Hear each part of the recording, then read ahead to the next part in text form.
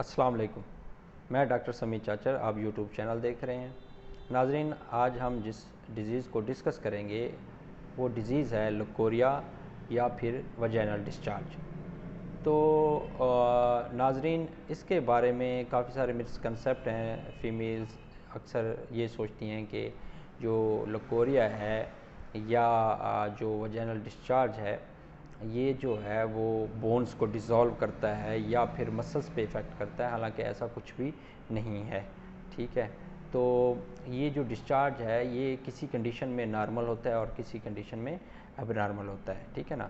तो मोस्टली ये जो डिस्चार्ज है ये फिजियोलॉजिकल डिस्चार्ज होता है। मतलब ये डिस्चार्ज जो है वो पैथोजेनिक नहीं होता, यानी कि बीमारी वाला नहीं होता। ठीक है ना, नॉर्मल होता है। या फिर मिसाल के तौर पर जैसे कि छोटे बच्चे हैं वो जब कराल करते हैं तो उस वक्त जो सफाई सुथराई का इतना ख्याल नहीं होता, वालिदैन नहीं करते, तो उस जो सफाई का ख्याल ना होने की वजह से उन बच्चों को जो है वो लकोरिया या डिस्चार्ज शुरू हो जाता है। या फिर जो बिफोर मैरिड जो गर्ल्स हैं उनको उनको भी जो है वो डिस्चार्ज मोस्टली जो है वो नॉर्मल होता है। उसकी वजह ये है कि पीरियड्स के दौरान मोस्टली जो वो पैड वगैरह यूज़ करते हैं तो वो जल्दी जो है वो चेंज नहीं करते, या फिर ये है कि सफाई का ख्याल नहीं करते।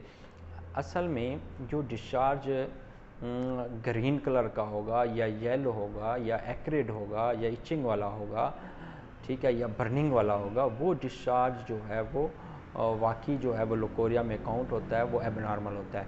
लेकिन जो डिस्चार्ज बिल्कुल बग़ैर स्मेल वाला है, ना इचिंग है उसमें, ना एक्रिड है, वो तेज़ाबी है, मतलब ना वो बर्निंग वाला है, ना उसमें स्मेल है, तो वो जो डिस्चार्ज होता है वो नॉर्मल होता है। वो ऐसे होता है जैसे बाकी की आपके रतूबतें हैं, जैसे कि मुंह के अंदर सलाइवा है, इसी तरह वो भी जो डिस्चार्ज है वो भी नॉर्मल होता है। ठीक है, तो अब ये है कि जब फीमेल्स शादी के बाद मोस्टली जो है वो एबनॉर्मल लकोरिया होता है, जैसा कि उनका कलर मैंने जैसे बताया कि चेंज हो जाता है, येलो होगा या ग्रीनिश होगा, उसकी सेंसेशन जो है या वार्म वाटर की तरह की होगी, बर्निंग वाली होगी, तेज़ाबी होगी या इचिंग ख़ारिश होगी वहाँ पे, तो वो एबनॉर्मल होगा।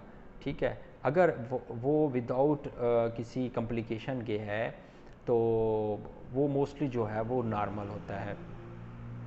तो नाजरीन, हम फिर जो है इसकी जो है मुख्तलिफ होम्योपैथिक मेडिसन है मैं वो डिस्कस करूँगा कि किस कंडीशन में कौन सी होम्योपैथिक मेडिसन देनी चाहिए और किस टाइप के लकोरिया में कौन सी होम्योपैथिक मेडिसन हेल्पफुल हो सकती है। पहले तो हमें यह है कि मेडिसिन से पहले हमें एहतियात करना चाहिए, हाइजेनिक कंडीशन अख्तियार करनी चाहिए, आपका पार्टनर एक होना चाहिए।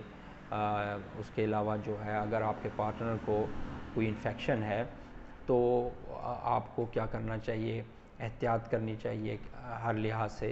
तो इन्फेक्शन जो है वो 3 टाइप्स के हो सकते हैं, बैक्टीरियल हो सकता है, वायरल हो सकता है, फंगल हो सकता है। तो इन इन्फेक्शन की वजह से जो है वो आपको लकोरिया हो सकता है। ठीक है, इसके अलावा और भी मुख्तलिफ काजेज़ हो सकती हैं। तो अब हम जो है वो होम्योपैथिक मेडिसिन डिस्कस करेंगे कि किस कंडीशन में हमें कौन सी होम्योपैथिक मेडिसिन लेनी चाहिए। सबसे पहले जो होम्योपैथिक मेडिसिन है वो बोरेक्स है। बोरेक्स में ये होता है कि उसका जो लकोरिया का कलर होता है वो वाइट ऑफ एग की तरह होता है और उसकी जो सेंसेशन है वो इस तरह की होती है कि जैसे वार्म वाटर जो है वहाँ से डिस्चार्ज हो रहा हो, जहाँ जहाँ वो पानी लगेगा वो गर्म पानी की तरह महसूस होगा। ठीक है, दूसरे नंबर पे जो होम्योपैथिक मेडिसिन है वो है कल्केरिया कार्ब। कल्केरिया कार्ब का जो लकोरिया होता है वो मिल्की होता है और कल्केरिया कार्ब की जो फीमेल होती है वो फ्लैबी होगी। पल्स्टीला का लकोरिया होता है वो एक्रेड होगा, बर्निंग वाला होगा और क्रीमी होगा। मतलब एक्रेड मीन्स तेज़ाबी होगा और जलन वाला होगा, और क्या होगा, क्रीमी कलर का उसका लकोरिया होगा। ठीक है, और इसके अलावा जो एक और होम्योपैथिक मेडिसिन सीपिया है, लकोरिया होता है वो येलो होगा, ग्रीनिश होगा, यानी कि ग्रीनिश और इचिंग वाला होगा। ठीक है, उसके अलावा ये है कि उसकी जो फीमेल है उसकी जो वजाइना है वो पेनफुल होगी ड्यूरिंग इंटरकोर्स, यानी कि इंटरकोर्स के दौरान उसको बहुत ज़्यादा पेन महसूस होगा। ठीक है, इसके अलावा क्रियोसूटम है, क्रियोसूटम का जो मरीज़ होता है उसका जो लकोरिया है वो क्या होगा, येलो होगा, एक्रेड होगा। और उसके अलावा इसका जो लकोरिया है वो 2 पीरियड्स के दरमियान जो है वो ज़्यादा हो जाता है, ठीक है ना, उसमें ख़राबी हो जाती है, वो ज़्यादा लकोरिया बहना शुरू हो जाता है, ठीक है। इसके बाद क्रियोसूटम के बाद एलोमीना है। एलोमीना का जो पेशेंट होता है उसका जो लकोरिया होता है वो एक तो क्या होगा, ट्रांसपेरेंट होगा, एक्रेड होगा, ठीक है, और तीसरे नंबर पर परफ्यूज़ होगा, बहुत ज़्यादा लकोरिया बहेगा, ठीक है।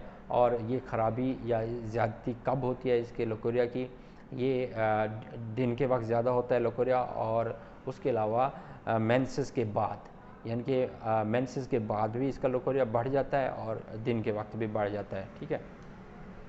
और इसके अलावा एक और मेडिसन है जो हम इन जनरल ले सकते हैं, चाहे सिम्टम्स कोई भी हों, वो मेडिसन है ओवाटोस्टा। तो ओवाटोस्टा एक ऐसी मेडिसन है, सिम्टम्स चाहे कोई भी हों, हम उसको जनरल लकोरिया के लिए यूज़ करवा सकते हैं। ओवाटोस्टा जो है वो 3x में या 6x में यूज़ कर सकते हैं, तो उसका अच्छा रिज़ल्ट है। तो नाज़रीन, ये थी होम्योपैथिक मेडिसन जो कि मुख्तलिफ़ लकोरिया की टाइप्स में इस्तेमाल होती हैं। तो आज का ये हमारा टॉपिक था। तो अल्लाह हाफिज़, नेक्स्ट टॉपिक तक अल्लाह हाफिज़।